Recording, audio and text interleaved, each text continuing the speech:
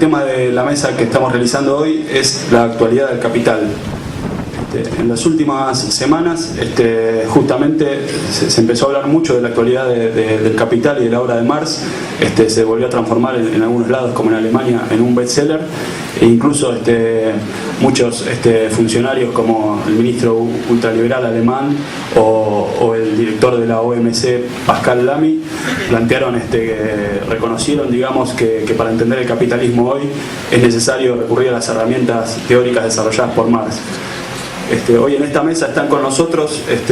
distintos intelectuales y docentes que mucho más allá de lo que es la moda hoy, digamos, y incluso cuando se planteaba que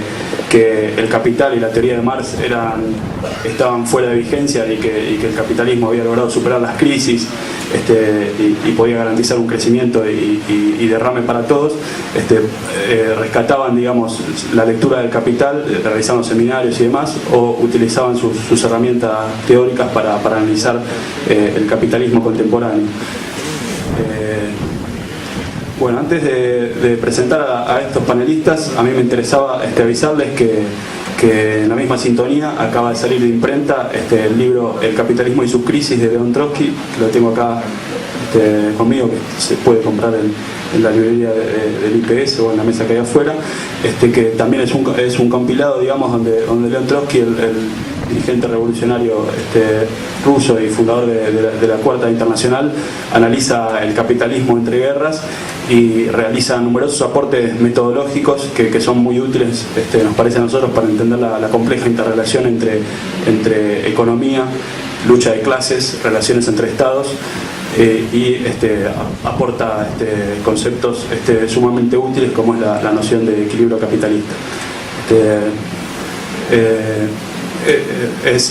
Nos parece que ese libro es muy importante, digamos, para poder analizar las consecuencias que se pueden abrir con la crisis en curso, así que recomendamos su lectura. Los panelistas que están hoy con nosotros es Paula Bach, que es la autora del prólogo de este libro, que aparte es economista, coordina en el Instituto del Pensamiento Socialista Karl Marx numerosos seminarios sobre el capital, y ha realizado en las revistas Lucha de Clases y Estrategia Internacional numerosas contribuciones sobre la teoría del valor de Marx y sobre la medición de la plusvalía en Argentina, aparte de coordinar la edición del suplemento economístico. También está con nosotros Guillermo Gigliani, que es economista, integrante del grupo de economistas de izquierda y de la Secretaría de la Sociedad de Economía Política de América Latina, y docente de la Cátedra de Dinero, Crédito y Bancos de la Facultad de Ciencias Económicas de la UBA. Juan Íñigo Carrera, que es director del Centro para la Investigación como Crítica Práctica y además docente universitario, y coordina también numerosos seminarios del capital, y es autor del libro Conocer el capital hoy, usar críticamente el capital. Más tarde va a estar llegando y se va a estar uniendo a nosotros Eduardo Glavich, que es docente de la Facultad de Filosofía y Letras de la UBA y también coordinador de talleres de lectura del capital. Los dejo con Pablo.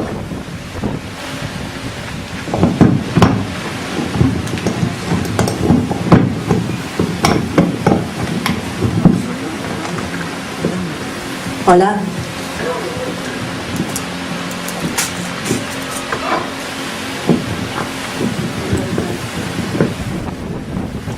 ¿Ahí me escuchan?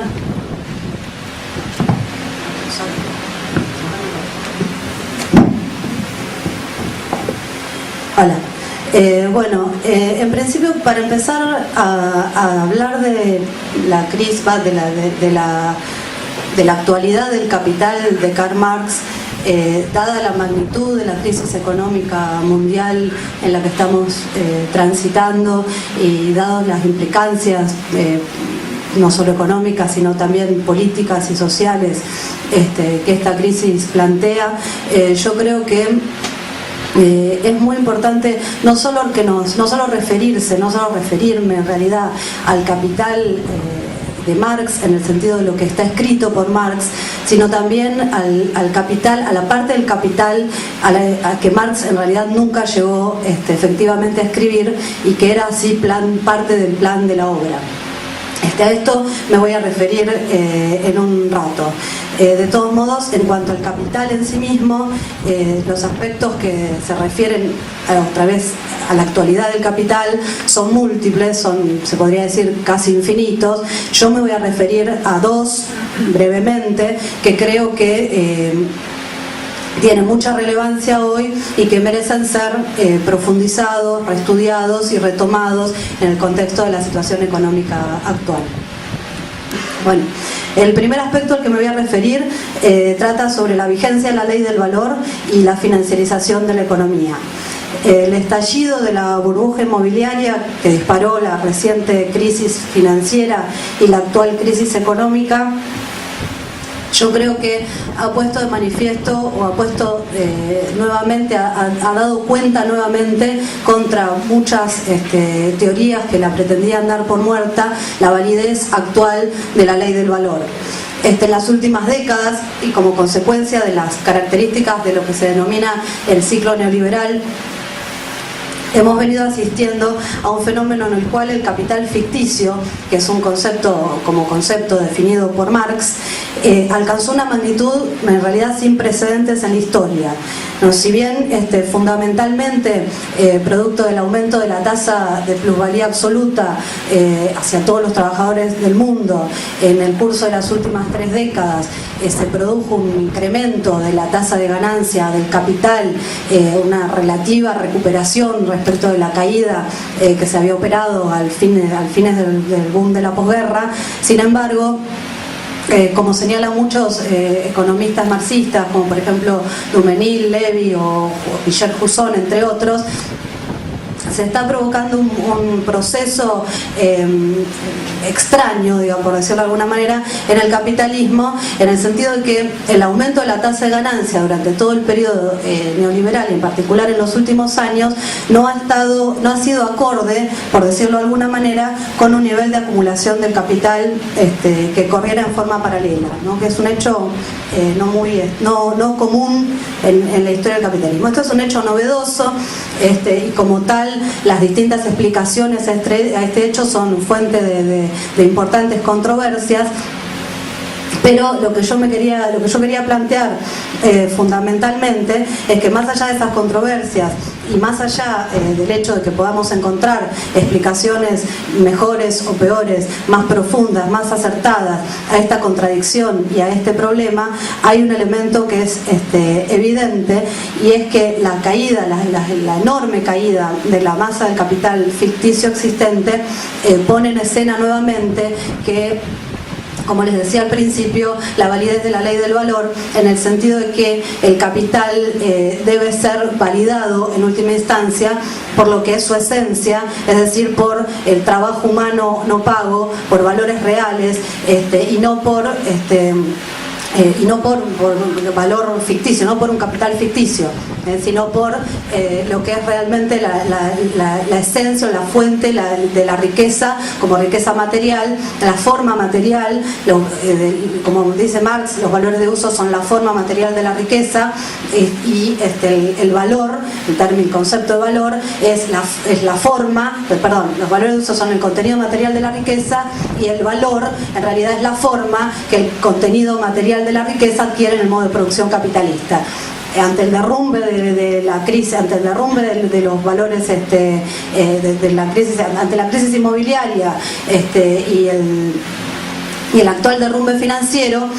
lo que se viene poniendo en evidencia es que había sumas enormes de capital que no respondían a tiempo de trabajo socialmente necesario, a valor real, a riqueza material efectivamente creada, y en ese sentido es que los valores empiezan a volver a lo que realmente tienen detrás. O sea, se produce un proceso de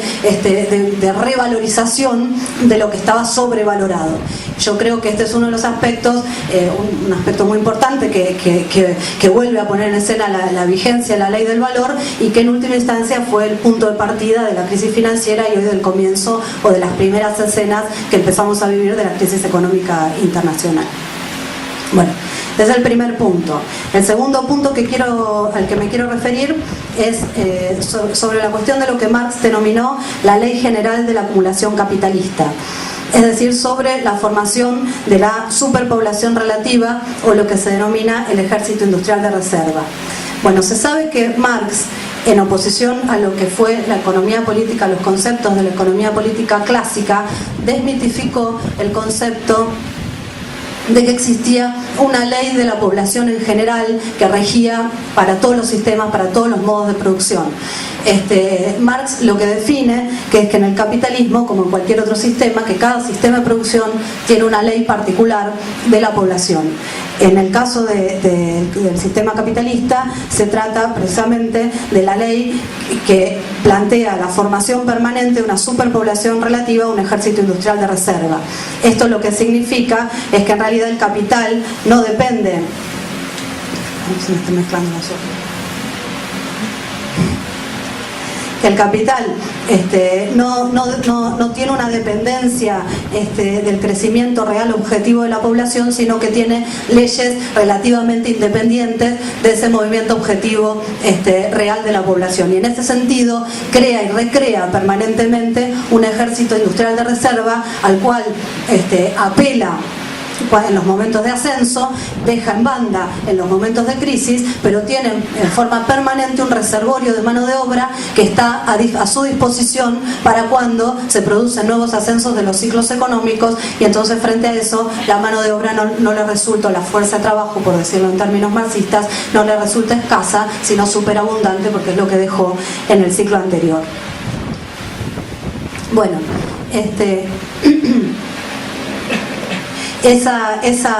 por supuesto, esa mano de obra sobrante, en términos relativos, por supuesto, ¿no? Esa población relativamente excedente, opera todo el tiempo impulsando a la baja el precio de la fuerza de trabajo de los trabajadores en actividad. En ese sentido, se podría decir que el sobretrabajo de los ocupados es una causa y una consecuencia del no trabajo de los desocupados. Esta es una ley fundamental de la acumulación. Marx la llamó la ley fundamental de la acumulación capitalista, y es elemental para el funcionamiento relativamente normal del modo de producción capitalista. Esta ley general del capital, que se puso brutalmente de manifiesto en los años 80 y 90, pero también en lo que va del siglo XXI,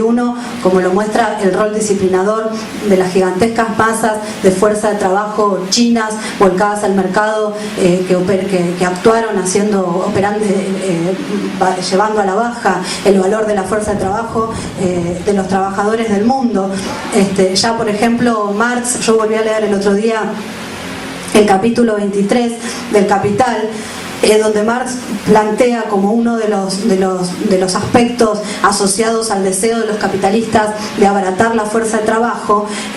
casi a modo de predicción, dice Marx que los capitalistas desearían cambiar un yanqui por 3 chinos, ¿no? Esto ya dicho en la época de Marx, ¿no? A mí me resultó casi una predicción.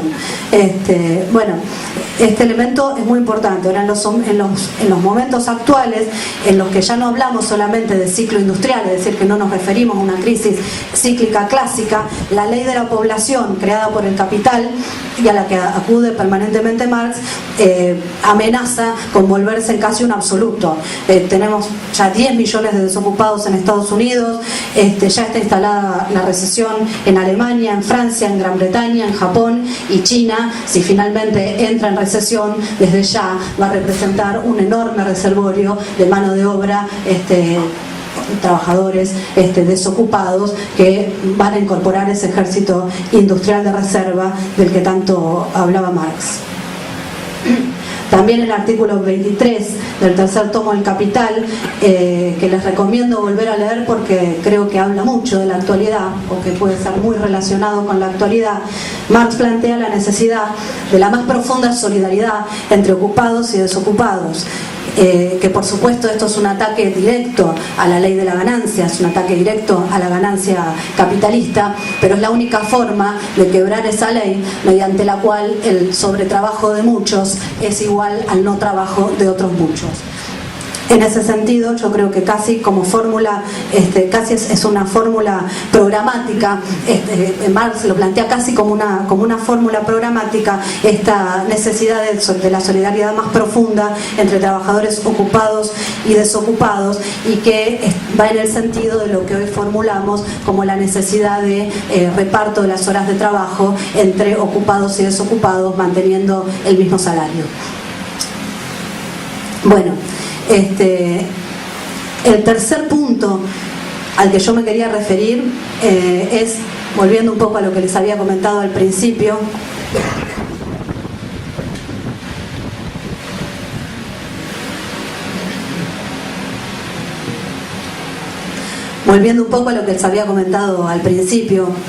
cuando les dije que opino que hablar de la actualidad del capital hoy es no solo hablar del capital que ya está escrito, sino también de toda la parte de la obra de Marx, que Marx no llegó a escribir y que estaba planteada como una necesaria prosecución de la obra. Bueno, quería decirles a qué me refería con esto, ¿no? Que no es tan obvio. Bueno, muchos de ustedes sabrán que Marx al menos trabajó sobre 2 planes para la elaboración del capital. Al menos, digo, porque hay otros esbozos y otros planes en el medio. Pero fundamentalmente trabajó sobre 2 planes. El primero de los planes lo elaboró en el año 1857 y estaba dividido en 6 libros. El primero era el libro del Capital. Parte de este libro fue escrito y luego publicado, los borradores, y es lo que hoy conocemos como Grundrisse. El segundo libro, que planificaba el primer boceto, era el libro que trataba sobre la propiedad de la tierra. El tercer libro se refería al trabajo asalariado. El cuarto libro se refería al Estado, el quinto al comercio exterior y el sexto al mercado mundial y las crisis. El segundo plan fue elaborado aproximadamente en el año 1866 y de los 6 libros originales que había planificado Marx, en realidad solo quedó el primer libro, o sea, el libro del Capital, que fue dividido a su vez en 3 sublibros o 3 volúmenes, que son los que nosotros conocemos hoy. El primero es el proceso de producción del capital, el segundo el proceso de circulación del capital y el tercero el proceso global de la producción capitalista. Como muchos de ustedes también sabrán, el único libro que fue publicado de estos 3 en vida de Marx fue el primero, o sea, el primer tomo, el que trata sobre el proceso de producción del capital, y los otros 2 tomos fueron publicados luego de la muerte de Marx por Engels sobre los borradores y manuscritos que había dejado Marx.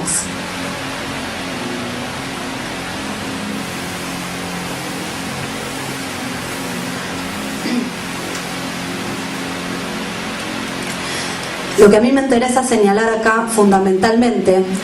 por eso planteé la relación entre los 2 planes, es que mientras, aunque el libro que fue definitivamente escrito fue el libro del Capital,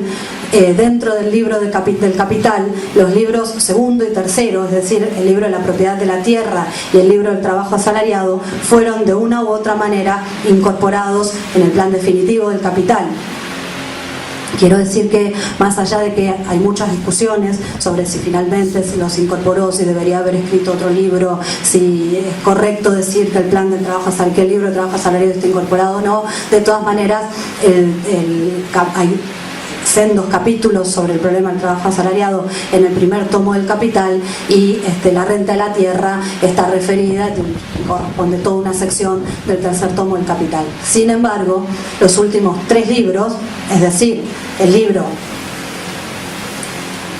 del Estado, el libro del comercio exterior y el libro sobre el mercado mundial y las crisis, realmente nunca fueron escritos. De eso no cabe ninguna duda. Y esto, desde ya, que es para nosotros, y en particular hoy, es un problema que no de poca envergadura. Siguiendo esto a uno de los más profundos estudiosos y exhaustivos estudiosos de la génesis y de la estructura del capital de Marx, el marxista polaco Roman Rozdolski, es muy coherente pensar que estos libros, o sea, los últimos 3 libros a los que hice referencia, no fueron en realidad nunca abandonados definitivamente por Marx, sino relegados a lo que él mismo llamó una prosecución posterior de la obra. Pero ¿por qué darle tanta importancia a este hecho? Bueno, fundamentalmente por dos asuntos. En primer lugar, porque el método de ascenso del abstracto a lo concreto en Marx no involucraba solamente el capital puro y entonces la evolución de la forma o la transición, el análisis de la forma del capital en general primero, para luego llegar a través del estudio y el análisis del sistema de crédito y de la competencia y finalmente del capital accionario a la multiplicidad de capitales para abarcar una comprensión abstracta general del capital en estado puro. Eso constituía en realidad un primer paso en el método de ascenso de lo abstracto a lo concreto. Marx finalmente, en su ascenso de lo abstracto a lo concreto, pretendía abordar no solo este mecanismo de funcionamiento del capital en estado puro, sino llegar a un nivel de mucho más, de mayor concreción. Pretendía en ese contexto abordar por un lado el Estado, o sea, lo que Marx llamaba la relación de la sociedad burguesa consigo misma, pero también pretendía abordar la economía nacional en sus relaciones con el afuera, es decir, con el resto de las naciones, y finalmente pretendía abordar el estudio de un todo mucho mayor, o sea, del mercado mundial o de la economía mundial y las crisis. En segundo lugar, en este punto, y quizás el aspecto más importante que yo quiero plantear, es que el acercamiento a un nivel más concreto de análisis a las relaciones entre el Estado capitalista, entre los Estados capitalistas, al problema del mercado mundial y las crisis, si tuvo mucha importancia para toda la historia del capitalismo mundial, hoy se vuelve un problema fundamental. Más precisamente, la cuestión del rol del Estado sobre la economía y las relaciones entre los estados capitalistas. El mundo capitalista, tomado como un todo, es uno para mí de los grandes asuntos de nuestra época. El fin del libre juego, dicho entre comillas, de la ley del valor, el fin de la, entre comillas, libre competencia, la aparición de los monopolios, la predominancia del capital financiero, la aparición del rol del imperialismo, el fin del puro liberalismo económico, también las guerras, sobre todo como grandes guerras mundiales, y también las revoluciones, son uno de los elementos, algunos de los tantos elementos que le han dado el tono al periodo histórico que comenzó a fines del siglo XIX y principios del siglo XX.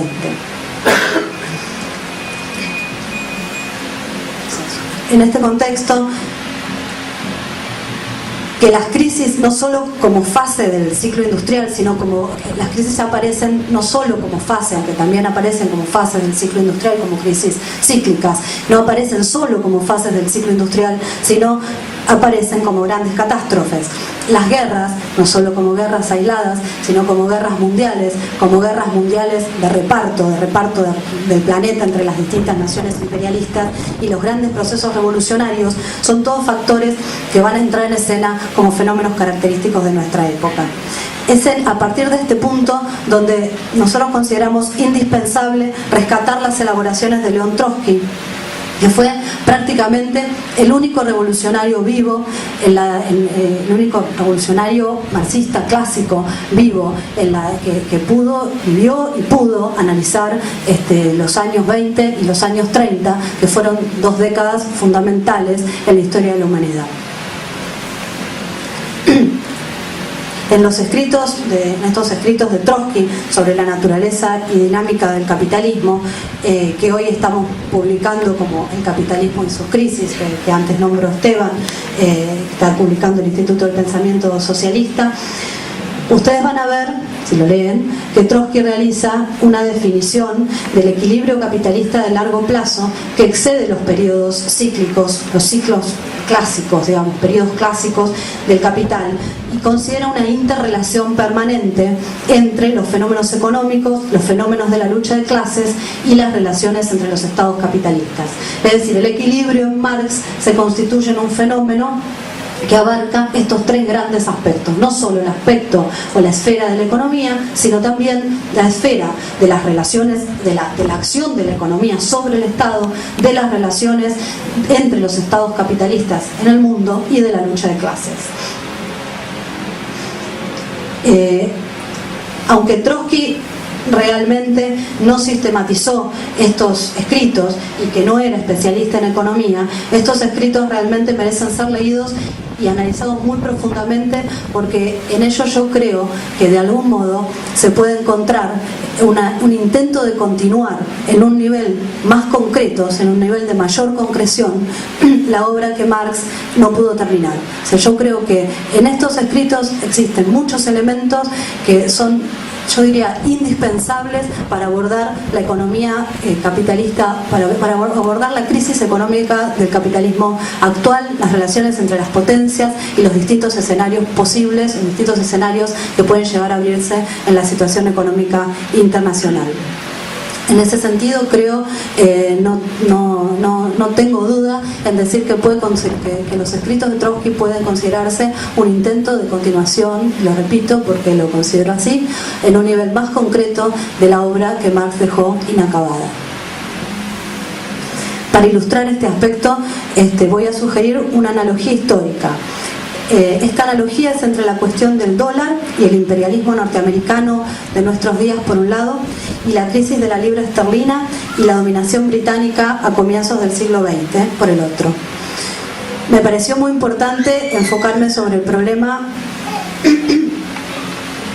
de las tensiones que acumula el dólar y la utópica ilusión de recrear un nuevo Bretton Woods con la triste, digamos, no sé si decirle triste o qué, pero la ridícula, esa reunión de los 20, del grupo de los 20, que por supuesto, como ya se esperaba desde un principio, no llegó a nada. El problema, la cuestión monetaria, sobre todo por las tensiones que acumula el dólar y por todas estas ilusiones o discursivas, por supuesto, de recrear un nuevo Bretton Woods, se ha puesto como un tema que está en primer plano en la escena de la crisis económica internacional. Por eso me voy a referir a este aspecto. En primer lugar, el resquebrajamiento del patrón oro a partir del año 1914 creo yo que expresaba a través del prisma del sistema monetario internacional las dificultades del funcionamiento de la ley del valor, que la imposibilidad en realidad de un funcionamiento aceitado de la división mundial del trabajo, yo creo que puede decirse que tuvo una de sus expresiones más agudas como crisis de la paridad de las distintas monedas con el equivalente universal, el oro. Inglaterra en 1914 suspendió la convertibilidad del oro, de la libra en oro. En última instancia, yo creo que la crisis del patrón oro expresaba que la libra esterlina ya no era tan buena como el oro. Y en ese sentido, la crisis del patrón oro y la salida de la libra esterlina de la relación con el oro expresaba el principio del fin de la hegemonía norteamericana, de la hegemonía británica, o por lo menos la declinación de la hegemonía británica. Sin embargo, la Primera Guerra Mundial, como muchos de ustedes también sabrán, no logró resolver el problema de la hegemonía imperialista, y además al capitalismo se le había incrustado, por decirlo de alguna manera, un problema profundo que era la Revolución Rusa. El equilibrio capitalista mundial, en el sentido de como lo plantea Trotsky, es decir, la relación entre la economía, la acción de los estados sobre la economía, las relaciones entre los estados y la lucha de clases, no se había restablecido luego de la Primera Guerra Mundial, no se hubo restablecido. Sin embargo, a mediados de los años 20 se produce lo que podemos llamar una estabilización de la economía internacional. Esto se produce en parte debido a la derrota de los procesos revolucionarios en Alemania y Hungría. Se produce en parte debido a una política activa, premeditada del capital para evitar un alza mayor, un auge mayor de los procesos de lucha de clases, del ascenso de masas en curso, y también en parte como subproducto de la enorme destrucción legada por la Primera Guerra Mundial. Se logra la economía capitalista mundial sin que se logre un restablecimiento del equilibrio, de un equilibrio capitalista o de una nueva hegemonía, entra en un proceso de estabilización y crecimiento que luego se conoció, hoy conocemos como la Belle Époque de los años 20. Uno de los aspectos más importantes que permitió este proceso fue la estabilización de la moneda. Sin embargo, lo notable del caso y lo que permite hacer una suerte de analogía con la época actual es la forma particular, el modo particular en que la libra esterlina se estabilizó. En el año 1924, la libra retorna al patrón oro. Trotsky señalaba, en 1925, que ese retorno de la libra al patrón oro, que era en gran parte que era el elemento fundamental de la estabilización de la libra, o la forma en que se expresaba la estabilización de la libra, estaba profundamente asociada a los préstamos que Estados Unidos le había dado a Gran Bretaña. En ese sentido, dice Trotsky, literalmente, la libra se volvía un juguete en las manos de la bolsa de valores norteamericana. De modo que la moneda inglesa se estabilizaba, pero esa estabilidad la hacía muy dependiente del soporte norteamericano. De este modo, el Estado británico, en la medida en que resistía el fin inevitable de su hegemonía, absorbía a través de su moneda y del mantenimiento forzado del patrón oro la crisis de su economía. ¿Qué quiero decir con esto? Que Inglaterra, evitando la devaluación de la libra, en realidad lo que hacía era esquivar el libre funcionamiento de la ley del valor. El libre funcionamiento de la ley del valor, en realidad, lo que estaba indicando era que Inglaterra se había vuelto, o por decirlo más precisamente, que Estados Unidos se había vuelto una economía mucho más productiva que la economía inglesa. Los obreros norteamericanos, dice Trotsky, producían 1,5 veces más, o sea, rendía el trabajo de los obreros norteamericanos 1,5 veces más de lo que rendía una hora de trabajo de los obreros ingleses. En ese sentido, correspondía, digamos, la devaluación de la libra esterlina, lo que hubiera permitido que Inglaterra no acumulara una serie de déficits comerciales y de balanza de pagos que, producto de que uno de los objetivos centrales era mantener la hegemonía británica, era mantener al imperialismo inglés, Inglaterra prefirió, yo creo que se puede considerar casi una decisión de Estado, permitir, o sea, evitar la devaluación de la libra esterlina, permitir una vuelta a la paridad con el oro, a la misma paridad de antes de la guerra, y mantener el poder aparente de la libra en su relación con el oro,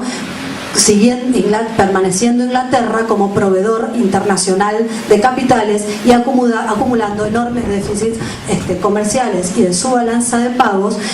que iban a irle profundizando distintas contradicciones. Este proceso se hacía en profunda dependencia de Inglaterra del sostenimiento norteamericano. O sea, Estados Unidos actuaba como financiador de la relación de la continuidad de la relación relativamente falsa entre la libra y el oro que se recuperaba. Posteriormente, la caída de la libra a partir del año 1931 expresa la forma violenta en que la ley del valor se impone finalmente, a pesar de todas las políticas del Estado para contenerla. Este es, para mi entender, un ejemplo muy importante de cómo juega la interrelación entre los factores económicos, el rol del Estado sobre la economía y las relaciones entre los estados capitalistas y, por qué no, también de la lucha de clases. Buscando establecer una analogía, ya falta poco. No podríamos decir hoy que el dólar, la moneda de la actual potencia hegemónica en declive, es una especie de juguete, no ya en manos de Norteamérica, porque es precisamente la moneda norteamericana, sino en manos de las reservas y los bancos centrales, en particular de China y de Japón, aunque también en menor medida de los países árabes y de algunos países europeos. Bueno, yo creo que podemos llamar hoy a la cuestión de la estabilización, lo que podemos llamar la cuestión de la estabilización del dólar, haciendo una analogía, estabilización entre comillas, por supuesto, la continuidad por ahora de la hegemonía de la moneda mundial, es un fenómeno muy dependiente, estrechamente dependiente, de la afluencia de billones de dólares, influencia de billones de yuanes y yenes que están en dólares, de reservas que estos países mantienen en bonos del Tesoro norteamericano y en la divisa norteamericana misma. Si en particular China retirara sus reservas colocadas en bonos del Tesoro y otros activos en Estados Unidos, que algunos estiman alrededor de $1 billón, y Japón hiciera lo propio, yo creo que el desbarranque del poder del dólar sería un hecho. Sin embargo, es importante destacar diferencias, porque si bien esta analogía en principio parece sensata, en primer lugar, China y Japón en 2008, la verdad, no tienen nada que ver con lo que era Estados Unidos en los años 20 y en los años 30. En primer lugar, Estados Unidos en los años 20 tenía uno de los mercados internos más poderosos del mundo. Y sin embargo, las fronteras nacionales norteamericanas representaban una traba para el desarrollo de su economía, y por eso Estados Unidos era muy dependiente también del mercado europeo, aunque acicateaba permanentemente a Europa, robándole en forma constante zonas de influencia. Por otro lado, en los años 20, muy distinto de China, Estados Unidos era ya una gran potencia, no solamente económica, generaba el 40% de la producción mundial de acero y hierro, poseía casi la mitad de oro, de las reservas de oro del mundo, y además la libra esterlina ya se calculaba en dólares. Pero no solo Estados Unidos era una potencia económica, sino que Estados Unidos era también una potencia militar. Nada que ver con China. El desarrollo de China hoy, muy por el contrario, es en realidad el producto de la restauración capitalista, es el producto de un país que fue utilizado como plataforma para la estrategia de abaratamiento de costos de las transnacionales que buscaban y buscan mano de obra barata. Japón es una potencia imperialista, sí, pero en una crisis profunda de la cual no pudo aún, en la que quedó sumergida durante toda la década del 90 y de la cual aún no ha podido recuperarse. Los dos países mantienen una gran dependencia del consumo norteamericano, motivo por el cual el retiro de los fondos que solventan los déficits de Estados Unidos significaría liquidar, en realidad, el destino más poderoso de las exportaciones, por ejemplo, chinas y japonesas.